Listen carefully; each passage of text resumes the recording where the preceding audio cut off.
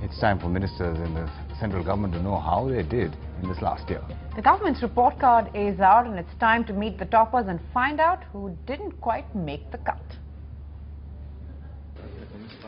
It's time for the ministers' report cards. Performance reports of 74 government departments is ready to be presented to Cabinet. NDTV has learned that the Cabinet Secretariat wants the top ministries to be awarded, but not everyone is happy with this, since in the long run, budgetary allocations will be decided by these performance reports. Have a look at the top performance in 2009-2010, the confidential list with NDTV now. These ministries topped with more than 90% marks.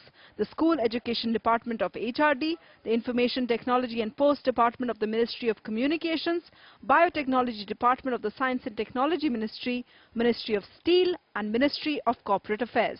However, ministries like the Information and Broadcasting Ministry did not do well with only 60% marks. I'm happy that the ministries has performed well. We live in a democracy, so if there is ever a praise or a criticism of a certain aspect of a policy, we should be able to tweak it depending on the expectations and the aspirations of the people that we're working for.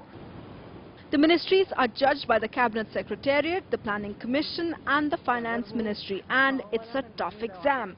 Ministries getting less than 60% are classified as having fared poorly, and you have to get more than 90% to be classified very good and excellent. Critics say those who did well set themselves very low targets. For instance, they got higher marks for spending more money instead of the quality of their schemes which were implemented. The toppers, of course, feel this is right. Ministry of Corporate Affairs is one ministry, where a lot of improvements have been done. If the e-governance is perfect here.